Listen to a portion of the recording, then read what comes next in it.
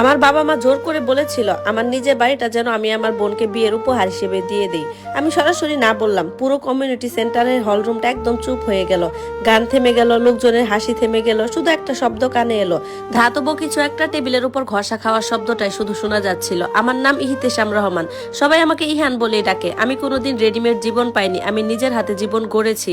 আমার দাদি রেখে যাওয়া গ্রামের 2 বিঘা জমিতে আমি নিজের হাতে একটা বাড়ি দাঁড় করিয়েছি। দিনের পর দিন, রাতের পর রাত কাজ শেষ করে বাড়ি ফিরেছি, আবার কাজ করেছি, ইট তুলেছি, কাঠ বসিয়েছি, নিজের হাতে রং করেছি। আজ সেই বাড়িটার বাজার মূল্য প্রায় 40 লাখ টাকার মতো, কিন্তু আমার কাছে এটা টাকার হিসাব না। এটা আমার ঘাম, আমার সময়, আমার আত্মসম্মান। আমি 19 বছর বয়সে ঢাকায় এসে রাজমিস্ত্রির কাজ শুরু করি। ধীরে ধীরে শিখেছি ইলেকট্রিকের কাজ, প্লাম্বিং, টাইলস বসানো, যা পেরেছি সবই করেছি। রাতের বেলা পলিটেকনিকে শর্ট কোর্স করেছি। যখন আমার বন্ধুরা ঘুরতে যেত আমি তখন টাকা জমিয়েছি। আমার বাবা একবার আমাকে 7 লাখ টাকা ধার দিয়েছিল, কিন্তু সেটাও সুদে। আমি 1 বছরের মধ্যে সব সুদ করে দিয়েছিলাম। তারপর থেকে আমার জীবনে যা কিছু আছে সব আমার নিজের। আমার ছোট বোন লাবণী, সে একদমই আলাদা। সে সবসময় বাবা মায়ের আদরের, সুন্দর, স্টাইলিস্ট, সবসময় নতুন নতুন জিনিস চায়। বাবা মা বলে ওর অনেক বড় স্বপ্ন আছে, আর আমাকে বলে বাবা তুই তো অনেক দায়িত্বশীল। কিন্তু দায়িত্বশীল মানে কি সেটা আমি ভালো করেই জানি। এটার মানে হলো আমি তাদের পরিবারের ভরসা।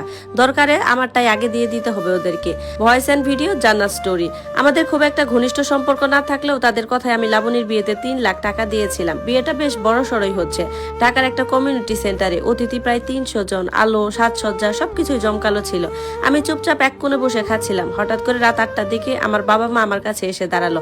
তাদের মুখ দেখে বুঝলাম যে কিছু একটা আছে। মা তখন মুচকি হেসে বলল, ইহান তোকে একটা কথা বলবো। বাবা পাশে বসে গম্ভীর গলায় বললেন, তোর বোনের একটা বাড়ি দরকার। আমি তখনও ব্যাপারটা সহজভাবে নিলাম আর বললাম, আচ্ছা ঠিক আছে, দেখা যাবে। এখন তো ঢাকাতে অনেক ভালো ভালো ফ্ল্যাট পাওয়া যায়। মা তখন একটু কাছে এসে ঝুঁকে আমাকে ধীরে ধীরে বলল, আমরা চাই তুই তোর বাড়িটা ওর নামে লিখে দে। আমি ভেবেছিলাম আমি ভুল শুনেছি, কিন্তু কিছুক্ষণ চুপ করে থাকলাম। ভাবলাম তারা হয়তো আমার সাথে মজা করছে, কিন্তু না, তারা তো একদম সিরিয়াস। মা বলতে শুরু করলো, লাবণী নতুন সংসার করবে, তার নিজের একটা জায়গা দরকার। সে তো এখন কিনতে পারবে না। কিন্তু আসল কথা ছিল এটাই যে আমি একা থাকি, তাই আমার কোনো বাড়ির দরকার নেই, আর আমার জিনিসটাই নাকি তাদের আগে নিতে হবে। আমি শান্তভাবে বললাম, না মা, আমি আমার বাড়িটা কাউকেই দেব না। বাবা সঙ্গে সঙ্গে রেগে গেলেন। আমরা তোর জন্য কিছুই করিনি এটা বললেন। আমি সরাসরি বললাম, হ্যাঁ করেছেন, আপনারা আমাকে টাকা ধার দিয়েছিলেন, কিন্তু সেটা আমি আবার সুদ করে দিয়েছি। ঠিক তখনই লাবণী আমাদের কাছে এসে দাঁড়ালো, লাল বিয়ে শাড়ি পরে, গায়ে গয়না ঝলমল করছে। সে অবাক হয়ে জিজ্ঞাসা করলো, কি হয়েছে? মা তখন একটু জোরেই বলল, যেন আশেপাশে সবাই শুনে, দেখ তোর ভাই কতটা স্বার্থপর, সেটা এখন বুঝবি। চারপাশে মানুষজন চুপ হয়ে গেল, সবাই তাকিয়ে আছে আমাদের দিকে। লাবণীর চোখে পানি চলে এলো। সে কাপা গলায় বলল, তুই আমাকে তোর বাড়িটা দিবি না? আমি দৃঢ় গলায় বললাম, না, এটা আমার বাড়ি, আমি কষ্ট করে বানিয়েছি। বাবা হঠাৎ চেয়ার ঠেলে উঠে দাঁড়ালেন, তারপর চিৎকার করে বললেন, এটাই তোর শেষ কথা? তুই আজই সিদ্ধান্ত নে, বাড়িটা লিখে দিবি, না হলে আজ থেকে তুই আমাদের কেউ না, তোর সাথে আমাদের কোনো সম্পর্ক নেই।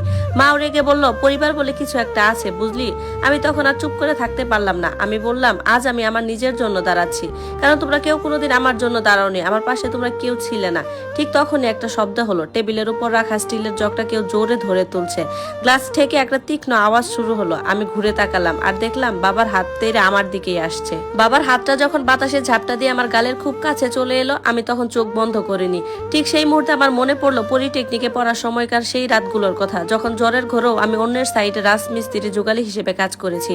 শরীরের প্রতিটি কোষ তখন চিৎকার করে বলেছিল, নিজের জন্য কিছু একটা গড়তেই হবে।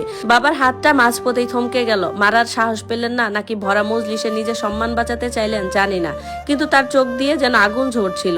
হলরুমের পিনপতন নীরবতার মাঝে বাবা দাঁতের দাঁত চেপে বললেন, তোর গায়ের রক্তে আমার অংশ আছে ইশতেহাম, আর এই বাড়িটা তোর একার না, এটা আমাদের বংশের সম্মান। আমি ভিড়ের দিকে একবার তাকালাম।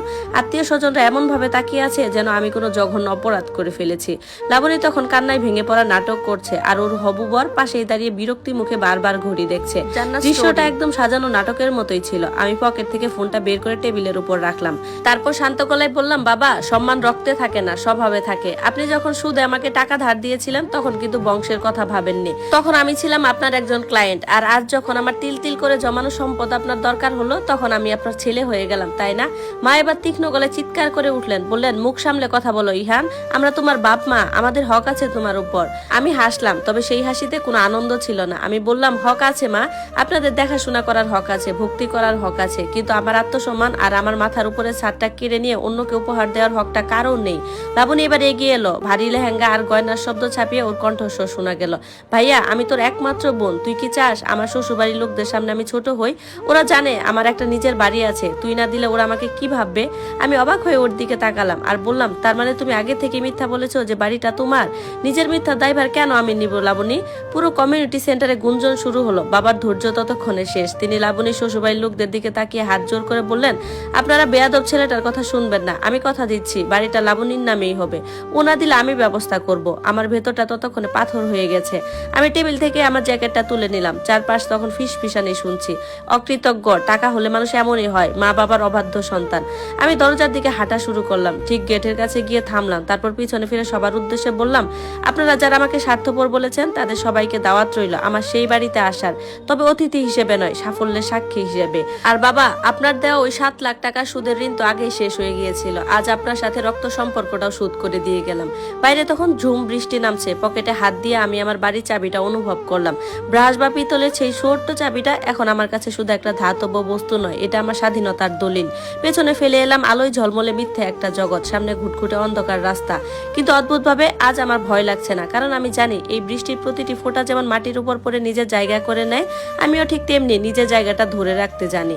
আমি জানতাম না যে বাবা আর লাবণী এত সহজে দমে যাওয়ার পাত্র নয়। আমার বাড়ির দলিলগুলো যেখানে রাখা ছিল সেখানে আমার অলক্ষ্যেই পৌঁছে গিয়েছিল অন্য কারো হাত। বৃষ্টির ঝাপটা গায়ে দিয়ে যখন মাঝরাতে নিজের বাড়ির সামনে এসে দাঁড়ালাম, বুকের ভেতরটা অদ্ভুত এক শঙ্কায় মোচড় দিয়ে উঠল। বাড়ির গেটে আমার হাত লাগানো সেই কামিনী ফুলের গাছটা অন্ধকারে নুয়ে পড়েছে। চাবি বের করে তালা খুলতে গিয়ে হাতটা থমকে গেল। তালাটা বদলানো। আমার নিজের তৈরি করা বাড়িতে আমারই চাবি ঢুকছে না। মুহূর্তেই আমার শরীরের রক্ত মাথায় চড়ে গেল। আমি জোরে জোরে দরজায় ধাক্কা দিতে শুরু করলাম। কিছুক্ষণ পর ভেতর থেকে একটা কর্কশ গলার আওয়াজ এলো, কে? দরজা খুলতেই দেখলাম আমাদের গ্রামেরই এক দূর সম্পর্কে চাচা, যাকে বাবা খুব বিশ্বাস করেন। সে লুঙ্গি ঠিক করতে করতে হাই তুলে আমার দিকে তাকালো। তার হাতে একটা পুরনো টর্চ। তারপর তিনি বললেন, ইহান, তুই এই সময় এখানে কেন রে বাপ? চাচার গলায় কোনো অপরাধ বোধ নেই, বরং এক ধরনের বিদ্রুপ ছিল। আমি ভেতরে ঢোকার চেষ্টা করতেই তিনি পথ আগলে দাঁড়ালেন আর বললেন, শোনো ইহান, তোমার বাবা সন্ধ্যায় ফোন করে বলে দিয়েছেন যেন কাউকেই বাড়িতে ঢুকতে না দেই, বিশেষ করে তোকে ঢুকতে মানা করে দিয়েছেন। তিনি তো কাল শহর থেকে উকিল নিয়ে আসবেন। আমি স্তব্ধ হয়ে দাঁড়িয়ে রইলাম। বৃষ্টি পানি চুইয়ে আমার চোখের উপর পড়ছে, নাকি ওটা চোখের পানি বুঝতে পারলাম না। আমি বললাম, চাচা, এই জমি আমার দাদির দেওয়া, এই ইটের গাঁথুনি আমার নিজের হাতে করা। বাবা বলার কে? চাচা একটা পানের ফিক ফেলে হাসলো আর বলল, দাদি তোকে জমিটা দিয়ে গিয়েছিল ঠিকই, কিন্তু রেজিস্ট্রি কি তোর নামে আছে? তোর বাবা না তোর বড় অভিভাবক? তিনি তো দাবি করেছেন তুই যখন ছোট ছিলি তখন তোর দাদির কাছ থেকে জমিটা তিনি নিজের নামে করিয়ে নিয়েছিলেন। আমার মাথাটা তখন ভু ভু করতে লাগলো। দাদি যখন মারা যান তখন আমি খুব ছোট ছিলাম। দাদি সবাইকে বলে গিয়েছিলেন এই জমিটা ইহানের। আমি ভাবতেই পারি না যে বাবা এত বড় একটা চাল আগে থেকে চেলে রেখেছেন। আমি আর কথা না বাড়িয়ে ওখান থেকে চলে এলাম। তর্ক করে কোনো লাভ নেই। পকেট থেকে ফোন বের করে আমার এক বন্ধুকে ফোন দিলাম, যে এই এলাকারই দলিলপত্র বা সাব রেজিস্ট্রি অফিসের খবর রাখে। ফোন করে বললাম, শামীম, আমার দাদির জমির রেকর্ডটা এখন একটু চেক করতে পারবি? আমি জানি এটা আমার হওয়ার কথা, কিন্তু বাবা দাবি করছে জমিটা নাকি উনার নামে। ফোনের ওপাশ থেকে শামীম কিছুক্ষণ চুপ করে থেকে বলল, ইহান, তোকে সত্যিটা বলি, তোর বাবা তো 3 মাস আগে এই জমির মিউটেশন আর রেকর্ড সব আপডেট করিয়েছেন। সেখানে তোর বাবার নামই আছে। আর শুনলাম আজ বিকেলে তিনি এই জমি তোর বোন লাবণীর নামে দানপত্র করার জন্য সব কাগজ রেডি করেছেন। তার মানে বিয়ের ওই সময়টা নাটক ছিল, শুধুমাত্র আমাকে মানসিকভাবে ভেঙে দেওয়ার একটা কৌশল। আমি বাড়িটা না লিখে দিলেও তারা আইনিভাবে সেটা কেড়ে নেওয়ার সব ব্যবস্থাই করে ফেলেছেন। আমি স্টেশনের একটা নির্জন বেঞ্চে গিয়ে বসলাম। সামনে রাখা চায়ের কাপ থেকে ধোঁয়া উঠছে। আজ আমার মনে পড়লো 14 বছর বয়সের সেই ইহানকে, যে প্রথমবার ঢাকা এসেছিল। শূন্য হাতে শুরু করেছিলাম, আজ আবার শূন্য হাতেই দাঁড়িয়ে আছি। কিন্তু একটা পার্থক্য আছে। তখন আমি জানতাম না কাজ কি, আর এখন আমি জানি যে একটা ইটের উপর আরেকটা ইট কিভাবে বসাতে হয়। আমি শান্তভাবে একটা ডায়েরি বের করলাম। ওখানে আমার বাড়ির প্রতিটি ইটের হিসাব লেখা আছে। কত বস্তা সিমেন্ট লেগেছে, কত ফিট কাঠ লেগেছে, এমনকি রং মিস্ত্রিকে কত টাকা দিয়েছি, সবকিছুই লেখা আছে। যদি তারা আমার জমিটা কেড়ে নিতে চায় তবে তারা শুধু মাটিটাই পাবে। আমার রক্তে ঘাম গড়া ঘরটা আমি কাউকে দান করতে আসিনি। হঠাৎ আমার ফোনের স্ক্রিনটা জ্বলে উঠলো। লাবণীর মেসেজ, ভাইয়া রাগ করিস না, বাড়িটা তো আমারই হচ্ছে। তুই বরং কাল এসে তোর জামা কাপড়গুলো নিয়ে যা, আমার শ্বশুরবাড়ির লোকজন কাল ঘর দেখতে আসবে। আমি কোনো উত্তর দিলাম না, শুধু পকেট থেকে একটা দিয়া সেলাই বের করে জ্বালালাম। আগুনের শিখাটা বৃষ্টির বাতাসে কাঁপছে, কিন্তু নিভছে না। আমার মাথার ভেতর এখন শুধু একটা শব্দই ঘুরছে, প্রতিশোধ নয়, পাওনা আদায় করতে হবে।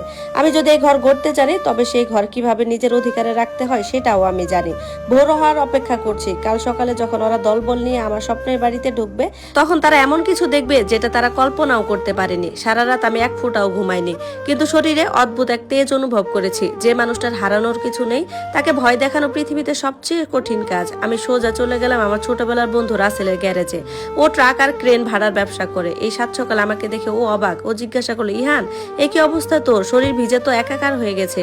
আমি ওর কাঁধে হাত রেখে বললাম, রাসেল, তোর সেই বড় ট্রাকটা আর 4 জন বিশ্বস্ত লেবার লাগবে এখনই। কোনো প্রশ্ন করিস না, শুধু বল দেবি কিনা।